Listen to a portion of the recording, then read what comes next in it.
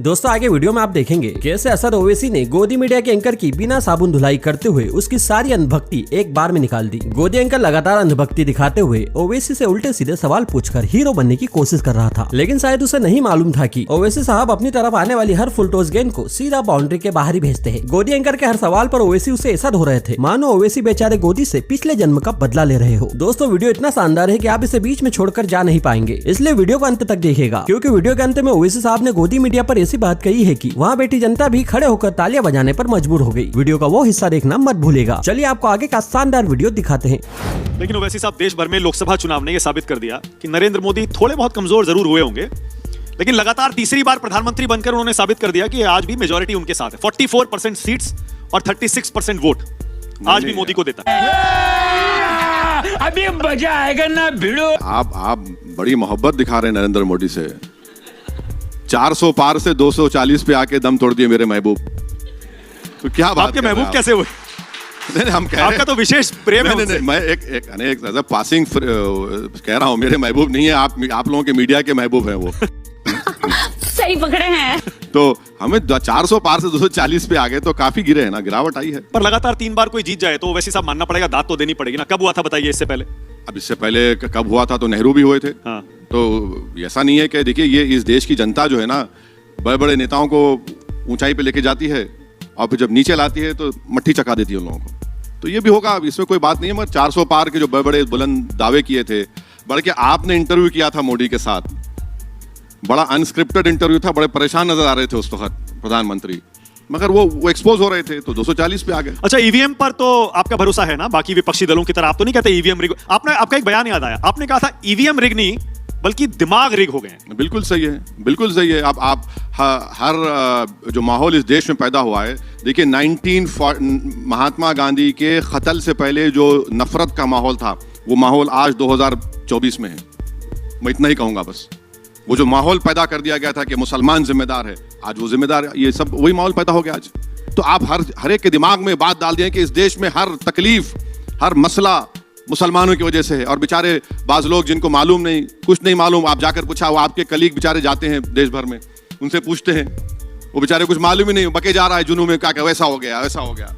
तो एक नफरत पैदा कर दी गई है। उस नफरत को लोग, बड़ी अफसोस की बात है कि लोग बजाय उसको मालूम करे, तहकीक करे, ये झूठ है या सच है, यकीन करते हैं। आप जनादेश का अपमान करते हैं ओवैसी साहब। ये नहीं कहकर जो वोटर है उसका दिमाग रिग हो गया है। जो वोटर आपको वोट देता है उसका दिमाग रिग नहीं है, जो वोटर बीजेपी को वोट देता है उसका दिमाग रिग। मैं क्यों कह रहा हूं? इसलिए कह रहा हूं कि फिर भारत की पार्लियामेंट में सिर्फ 4-4.5% मुसलमान क्यों जीत कर आ रहे?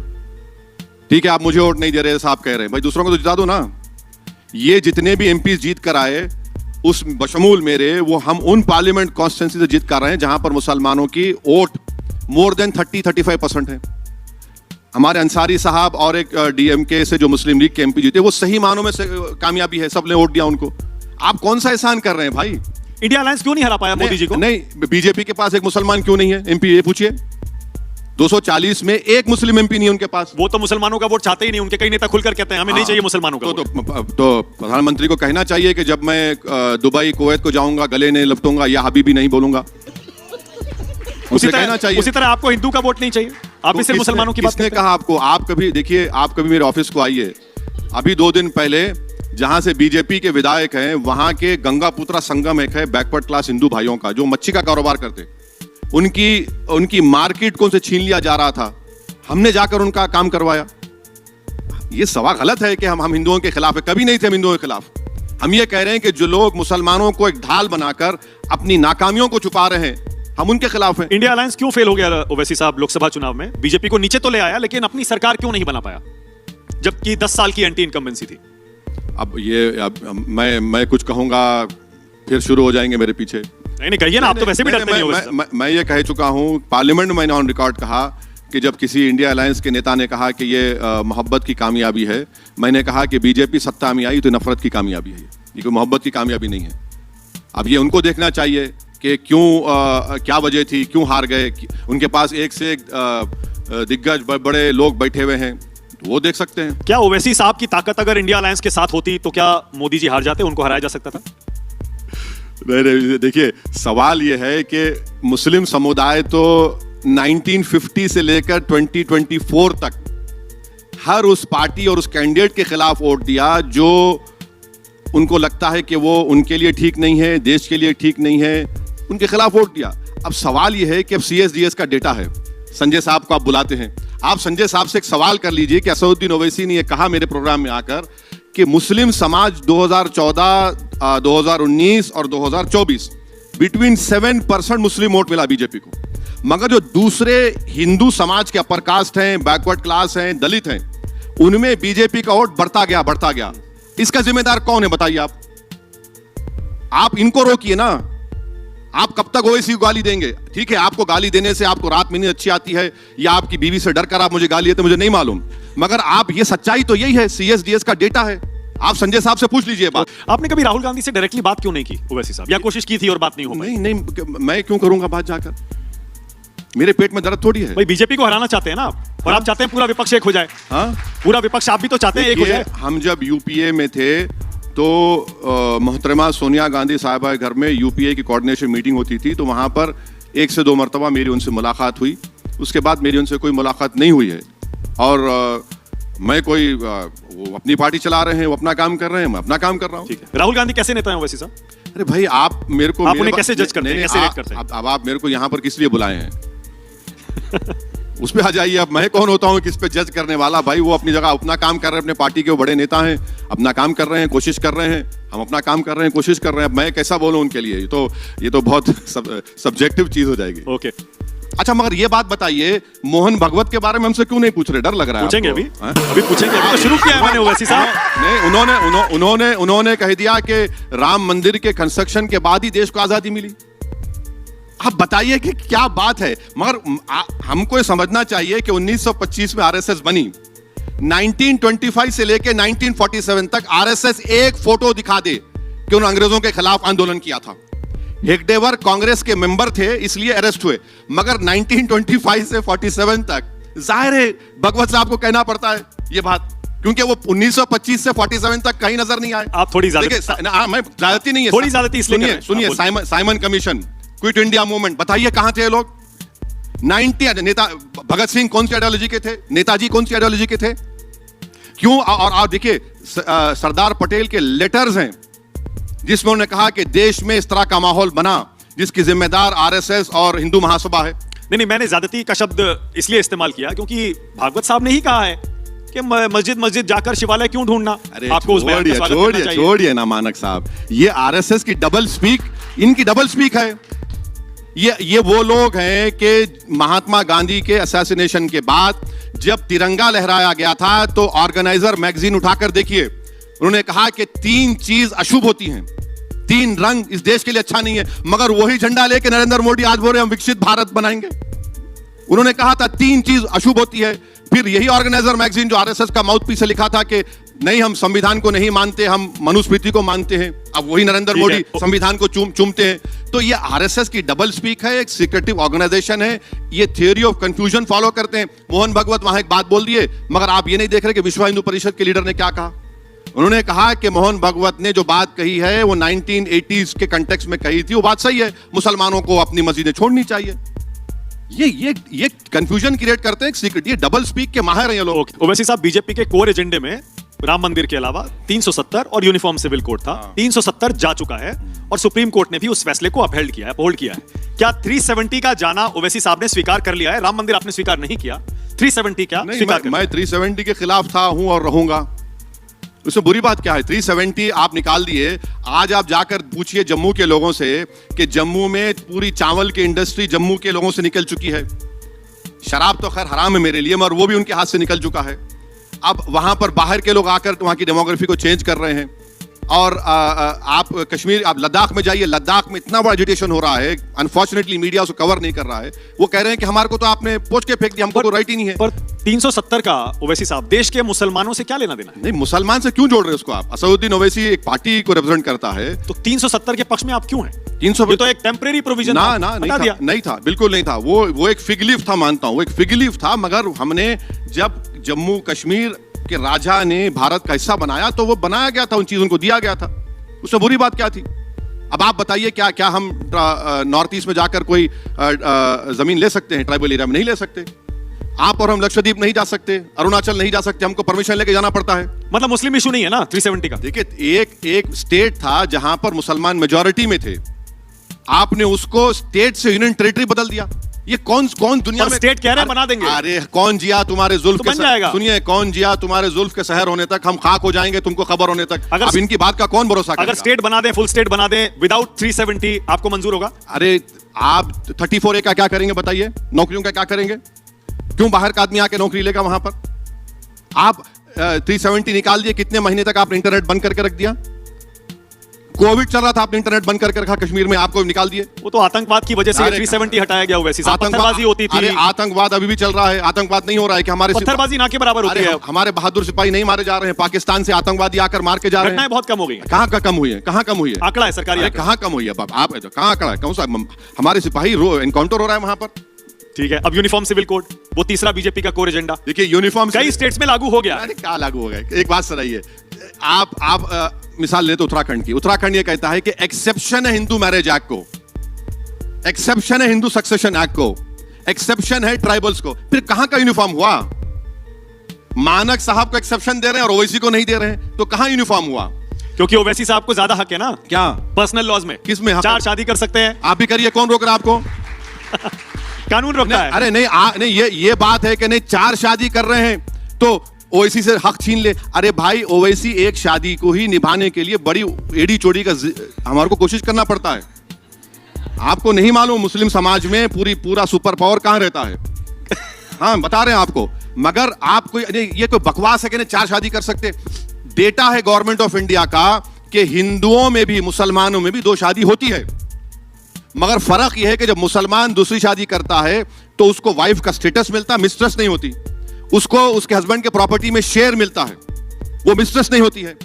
आपने इशारों में भी एक बहुत बड़ी गहरी बात कह दी। आपने कहा कि हम नहीं जानते मुसलमानों के घरों में बॉस कौन होता है। क्या आप ये कहना चाह रहे हैं कि जो घर की औरत होती है, महिला होती है, वही बॉस होती है? ज्यादा ताकत उसके पास होती है, जबकि नैरेटिव का इंप्रेशन ये रहता है ऑनेस्टली कि बोलो, मर्द जो है ना मुस्लिम घरों में वो औरत को दबा कर रखता है। वो अब जो देखिए, दबा के रखने में तो सब दबाते हैं, हिंदू हो, मुसलमान हो, सिख हो, ईसाई हो। ये तो औरतों, इस देश की सच्चाई ये है कि हर समाज की औरत को दबाया जा रहा है। ये कोई डिजाइन नहीं कर सकता है, वरना इतने रेप क्यों हो रहे हैं? सबसे ज्यादा रेप इस देश में होता है, कैपिटल दिल्ली में होता है। अरे आप रात में चलना, आप देख लीजिए क्या होता है। कितने हमारे देश के कैपिटल्स हैं जहां पर एक महिला आराम से चल सकती है। फिर एक दलील ये दी जाती है, उसमें हलाला भी होता है। आप हलाला के समर्थन में आ जाते हैं। हलाला हराम है। हलाला को सुप्रीम कोर्ट जजमेंट ने खत्म कर दिया। अब देखिए, अगर आप बोलेंगे हमने कानून बनाया BNSS का तो मर्डर क्यों हो रहा है, तो कानून निकाल देंगे क्या आप? भाई बाज़ लोग गुनाह करते हैं मगर इस्लाम से उसका कोई ताल्लुक नहीं है। ट्रिपल तलाक का कानून, यानी उसे बैन करने वाला कानून, उसे आपने स्वीकार कर लिया है? नहीं, गलत है वो। आप एक बात समझिए, अगर कोई मुसलमान, बेवकूफ किस्म का मुसलमान पागल अपनी वाइफ को 3 मरतबा तलाक बोल दिया, तो मोदी जी क्या कह रहे हैं कि तलाक नहीं होता है। अच्छा, जब तलाक नहीं हुआ तो क्रिमिनल केस क्यों बुक कर रहे भैया आप मुझ पर? यानी उस पर क्रिमिनल केस भी बुक होगा, जेल को भी चला जाएगा। और मोदी जी ये कह रहे हैं कि अगर उसको जेल में कोर्ट सजा देती है, अगर कोई हिंदू इस तरह का काम करेगा तो 1 साल की सजा, मुसलमान करेगा तो 2 साल की सजा। और मोदी जी ये कह रहे हैं कि मुसलमान जेल में रहकर चक्की पीस के अपनी बीवी को पैसे भिजाए उसके अपकीप के लिए। कौन सा आदमी जेल में बैठकर अपनी बीवी को पैसे भिजाएगा? और फिर जब जेल से निकलेगा तो मोदी जी कह रहे हैं कि मेरी बहनों, तुमने मुझे राखी बांधा, तुम बैंड बाजा लेकर आना, जैसा वो निकलेगा वो तुम्हारा शौहर होगा, तुम कहना कि बहाओ फूल बरसाओ, मेरा महबूब 2 साल के बाद आया है। ये कोई कानून है? बताइए आप एक मेरी बात सुनिए, कोई कानून है? आपको ये करना चाहिए था कि मुसलमानों में निकाहनामा होता है, बुकलेट, उसमें लिख देते कि अगर कोई मुस्लिम हस्बैंड एक वक्त में 3 तलाक देगा तो जो महर की रकम होती है, जो हस्बैंड देना पड़ता है, वो 1000 टाइम इंक्रीज हो जाएगी। और कॉन्ट्रैक्ट में, लॉ ऑफ कॉन्ट्रैक्ट, आप कॉन्ट्रैक्ट साइन करते हैं न्यूज़ 24 से, कॉन्ट्रैक्ट अपील होता है ना सर, तो उसी तरह कॉन्ट्रैक्ट अपील होता है। मुसलमानों में शादी देखिए जन्म का साथ नहीं है। इसमें एक बात समझिए, जन्म का साथ नहीं है, ये कॉन्ट्रैक्ट है। और कॉन्ट्रैक्ट 2 इक्वल पार्टनर्स के दरमियान में होता है, कॉन्ट्रैक्ट है। अब आप ले जाकर हम कहने, नहीं मोदी जी बोल रहे नहीं जन्म का साथ है। अरे अब तू क्यों जन्म का साथ कर रहा हमारा? ये हमारे लिए कॉन्ट्रैक्ट है। ओवैसी साहब, इसमें तर्क ये दिया जाता है कि पर्सनल लॉज में तो आप शरिया की तरफ घूम जाते हैं, और जब क्रिमिनल लॉज आते हैं उसमें आप हिंदुस्तान का जो IPC और BNS है उसकी तरफ आ जाते हैं। अमित तो शाह, आप पर्सनल लॉज शरिया, सुन लीजिए, आप क्रिमिनल लॉज में भी वो शरिया लाइए ना, जहां हाथ काट दिए जाते हैं। अमित शाह साहब लाएं, चलिए ला लीजिए, कोई रेप करेगा तो उसकी गर्दन मारी जाएगी। लाइए कानून, हमको रोक रहे क्या आपको? आप स्वीकार करेंगे? अरे आप लाइए तो सही कानून। आप ये देखिए, आप हमारे कंधे पर रख के बंदूक नहीं चला सकते अमित शाह। अगर कोई अडल्ट्री करेगा तो उसको पत्थर से मारा जाएगा। लाइए, अमित शाह कह रहे हैं कि नहीं नहीं अडल्ट्री करो मगर कोई पत्थर से ना मारे मेरे दीवाने को। आप लाइए कानून बनाइए ना। आप सत्ता में हैं, आप मुसलमानों को देखिए, ये जो शरीयत एप्लीकेशन एक्ट है वो सिविल मैटर्स के लिए है, क्रिमिनल मैटर्स के लिए। अगर आपको इतना पसंद आ गया इस्लामिक शरिया क्रिमिनल तो लाइए ना, क्यों नहीं? अगर इसी को कानून दे दिया, कानून बना दिया गया, क्या? यूनिफॉर्म सिविल कोड आ गया और पर्सनल लॉस खत्म कर दिए गए, सबको बराबर कर दिया गया, आप स्वीकार करेंगे? एक बात सुनिए, गोवा में अगर कोई हिंदू बहन बेटी हमारी 25 साल और 30 साल के दरमियान में उसको बेटा नहीं होता है तो उसके हस्बैंड को लीगली सेकंड मैरिज करने का राइट है। निकालिए, चलिए वहां पर आपकी हुकूमत है। की बातों में भी विरोधाभास है। क्या विरोधाभास है? मैं बताता हूं क्या विरोधाभास है। विरोधाभास ये है, एक तरफ आप कहते हैं संविधान, कानून, सुप्रीम कोर्ट सबसे ऊपर, और दूसरी तरफ आप उसी सुप्रीम कोर्ट के फैसले को नहीं मानते। आपने राम मंदिर का फैसला नहीं मान रहे, आप ट्रिपल तलाक नहीं मान रहे, बिल्कुल नहीं मानते, क्योंकि संविधान ही आप 370 नहीं मान रहे। मेरे मानक साहब, आप संविधान कम पढ़े हुए हैं, इसलिए आप एक बात कह रहे हैं। संविधान ये कहता है कि आप रेस्पेक्टफुली सुप्रीम कोर्ट के जजमेंट से डिसएग्री कर सकते हैं। आप डिसएग्री कर रहे हैं, उसमें आपको तकलीफ क्या हो रही है? ओके, आप पर परिवारवादी होने का भी आरोप लगता है। कौन सा परिवारवाद? आपके दादाजी, फिर उसके बाद आपके पिताजी, पार्टी हो या हैदराबाद की सीट हो या फिर उस पूरे इलाके की राजनीति हो, आपको विरासत में मिलती आई है। आपका दल भी परिवारवादी दल है। अब हम बीजेपी के कैंडिडेट को 3,30,000 वोट से हरा कर आए। ये जनता ने हराया, हमने नहीं हराया। तो आप जनता को इतना वो मत समझिए, आवाम है, काम करना पड़ता है। हाँ, फैमिली में एक मर्तबा का इलेक्शन सही होता है अगर आप जीत गए तो, मगर उसके बाद कांस्टेंट आपको इतना टेस्ट होता है। आज भी मैं पिछले 94 से राजनीति में हूं, हम 2024 में आ गए। आज भी लोग आके बोलते हैं कि भाई साहब आप में आपके पिताजी की बात नहीं है, मेरे मुंह पे बोल के जाते हैं। तो ये लोग हैं, तो आपको कांस्टेंट स्ट्रगल है। आप भी मानते हैं? हाँ? आप भी मानते हैं बात कि पिताजी जैसा मैं नहीं बन पाया? बिल्कुल, आपसे बेहतर थे वो? बिल्कुल बिल्कुल थे। बाप बाप ही होता है। किस मामले में? नहीं, आप अपने बाप से अच्छे होने की कोशिश करते हैं, समझे ना, मगर वो बाप बाप होता है। जिन्होंने हम उनके पैरों के पास बैठकर सियासत सीखे, जिंदगी के उसूल सीखे, अच्छा बुरे की तमीज पैदा हुई, तो हमारे लिए तो वो हमें मौजूद रहेंगे। मेरे लिए वो 15 मिनट वाला बयान ओवैसी साहब हॉन्ट करता है आज भी? क्यों हॉन्ट करता है? आप लोग हॉन्ट करते हैं हमको, उसको ले लेकर आप लोग चलाते, हमको मालूम ही नहीं। आपने अभी हाल में एक रैली में वो लिया था 15 मिनट वाला नाम। क्यों लिए? 15 मिनट का फिर आपने ऐसे नहीं, क्यों मीडिया ने चलाया उसको पूरे महाराष्ट्र में 15 मिनट। तो हम जब भाषण दे रहे थे शोलापुर में, तो भाषण से पहले पुलिस ने नोटिस दे दी हमको कि आप ये नहीं बोलेंगे। हमने कहा कि भाई मोदी आए थे, सब आए थे, उनको आप नोटिस नहीं देने, आपको दे रहे हैं। और वो बार बार मुझे घड़ी दिखाया, वो इंस्पेक्टर, ये घड़ी, तो मैं उसको इग्नोर किया। फिर दिखाया मुझे, मैंने कहा हाँ अभी 15 मिनट है, तो वाकई में 9:45 हो रहे थे। फिर आपने 15 मिनट का, फिर तो, अरे नहीं, तो आप लोगों ने चलाया ना, तो हम क्या करेंगे? हम तो, आप फुल टॉस दे रहे हैं तो हम तो मारेंगे ना उसको। कभी मंदिर वगैरह जाते हैं? मंदिर, गुरुद्वारा, चर्च कभी ओवैसी साहब, या नहीं अलाउ नहीं करता आपका? नहीं, धर्म का नहीं है। देखिए, ये आपको समझने की जरूरत है कि भारत के संविधान में हर किसी को अपने अपने धर्म के मुताबिक अपने जो धर्म की जिम्मेदारियां निभाने का इख्तियार हासिल है। आप अपने मस्जिद को जाइए, आप अपने मंदिर को जाइए, अपने गिरजाघर को जाइए, अपने गुरुद्वारा को जाइए और पूरे इत्मीनान के साथ जाइए।